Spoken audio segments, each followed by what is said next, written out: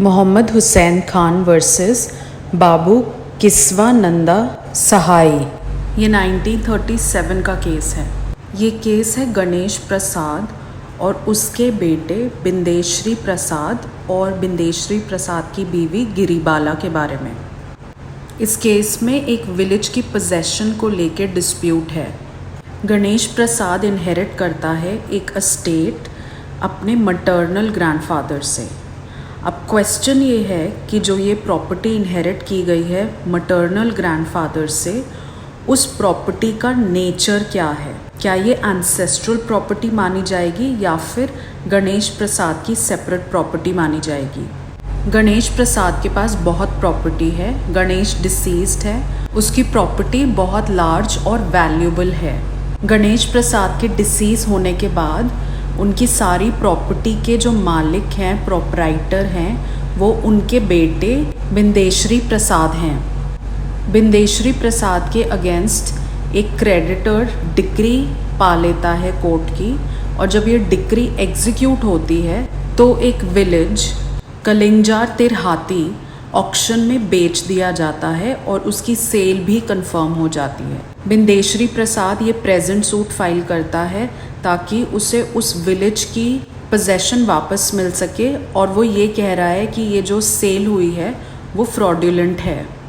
अब सूट की पेंडेंसी के ड्यूरेशन में ही बिंदेश्वरी प्रसाद मर जाते हैं, तो गिरिबाला जो उनकी विडो हैं उनका नाम सब्सटीट्यूट किया जाता है as the plaintiff. Giribala sole heir हैं अपने डिसीज्ड हस्बैंड की। गिरिबाला क्लेम करती है कि जो गणेश प्रसाद हैं उनके फादर इन लॉ, उन्होंने एक विल एग्जीक्यूट करी थी, और ये जो विलेज है कलिंजार तिरहाती वो बिंदेश्वरी प्रसाद को दिया गया था। और ये जो विल बनाई गई गणेश द्वारा, उसमें बिंदेश्वरी का सिर्फ लाइफ टाइम तक का इंटरेस्ट क्रिएट किया गया था। आगे विल में बोला गया है कि जब बिंदेश्वरी डिसीज हो जाएंगे तो उनकी विडो उस प्रॉपर्टी की एब्सोल्यूट ओनर बन जाएगी और उनका एब्सोल्यूट इंटरेस्ट होगा उस प्रॉपर्टी का। विलेज कलिंजार तिरहात में वो ये कंटेंट कर रही हैं कि अगर ये सेल ऑथेंटिक भी है और बाइंडिंग भी है उनके डिसीज्ड हस्बैंड पे, तब भी कोर्ट को ये डिक्लेयर करना चाहिए कि ये इनऑपरेटिव है, क्योंकि अब उनके राइट्स क्रिएट हो चुके हैं इस पर्टिकुलर विलेज, इस पर्टिकुलर प्रॉपर्टी में। प्लेंटिव्स ने प्लेंट में अमेंडमेंट्स करनी चाहिए, बट ट्रायल कोर्ट ने इसे डिसअलाउ किया, ये रीज़न देते हुए कि प्लेंट की मॉडिफिकेशन के बाद प्लेंट का नेचर भी बिल्कुल चेंज हो रहा है। हाई कोर्ट ने ये अपील पे सुना और बोला कि अमेंडमेंट बहुत नेसेसरी है, क्योंकि अमेंडमेंट के बाद ही जो रियल क्वेश्चन है, जो रियल इशू है, वो सेटल हो पाएगा। हिंदू लॉ में ये वेल सेटल्ड प्रिंसिपल है प्रॉपर्टी के रिगार्ड में। जब भी कोई आदमी प्रॉपर्टी इनहेरिट करता है अपने 3 इमीडिएट पटर्नल एंसेस्टर्स से, मतलब फादर, फादर्स फादर या फादर्स फादर्स फादर से, उस टाइप की प्रॉपर्टी को हम बोलते हैं एंसेस्ट्रल प्रॉपर्टी। एंसेस्ट्रल प्रॉपर्टी में जो भी ये प्रॉपर्टी एक्वायर कर रहा है वो अपने सन के साथ उस प्रॉपर्टी को ओन करेगा, और इस टाइप की प्रॉपर्टी को पार्सनरी प्रॉपर्टी भी बोली जा सकती है। और जब भी फादर डिसीज होंगे तो son after representing him doctrine of survivorship से वो प्रॉपर्टी रिसीव करेगा। कोर्ट ने ऑब्जर्व किया कि कोलब्रुक ने जो ट्रांसलेशन की है, पर्टिकुलरली मिताक्षरा के फर्स्ट चैप्टर में फर्स्ट सेक्शन के 27 श्लोक में, वहाँ ये ट्रांसलेशन की गई है कि ये वेल सेटल्ड है कि प्रॉपर्टी अगर एंसेस्ट्रल है तो उसमें बर्थ राइट होगा।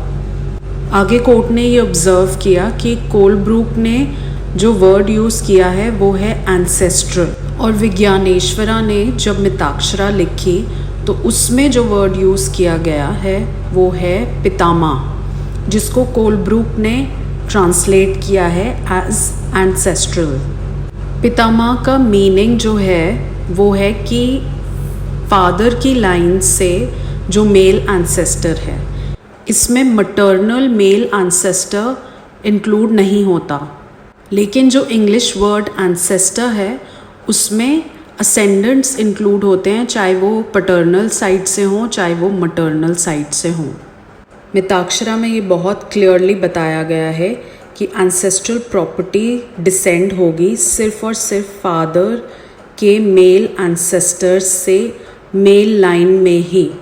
तो एंसेस्ट्रल प्रॉपर्टी उसे कहा है जो सन अक्वायर करता है अपने फादर से, फादर्स फादर्स से, या फिर फादर्स फादर्स के फादर से। ये रूल्स ऑब्जर्व करने के बाद कोर्ट ने ये कंक्लूड किया कि जो एस्टेट गणेश प्रसाद ने इनहेरिट करी थी अपने मटर्नल ग्रैंडफादर से, उसे हम एंसेस्ट्रल प्रॉपर्टी नहीं बोल सकते। वो गणेश प्रसाद की सेपरेट प्रॉपर्टी मानी जाएगी, और क्योंकि वो गणेश प्रसाद की सेपरेट प्रॉपर्टी है तो उसमें गणेश प्रसाद के सन का कोई इंटरेस्ट नहीं होगा, और गणेश प्रसाद इस पर्टिकुलर प्रॉपर्टी का एब्सोल्यूट ओनर होगा। इसका मतलब ये है कि वो जिस भी तरीके से उस प्रॉपर्टी को डील करना चाहता है, डिस्पोज ऑफ करना चाहता है, एलियनेट करना चाहता है, वो कर सकता है। और इसी रिगार्ड में जो विल उसने बनाई है जो गिरिबाला के फेवर में है, उसके हिसाब से गिरिबाला की जो एब्सोल्यूट ओनरशिप है उस प्रॉपर्टी में, उस विलेज में, वो कोई चैलेंज नहीं कर सकता है। और इस सेल का भी कोई एडवर्स इफेक्ट नहीं है उसकी ओनरशिप टाइटल पे।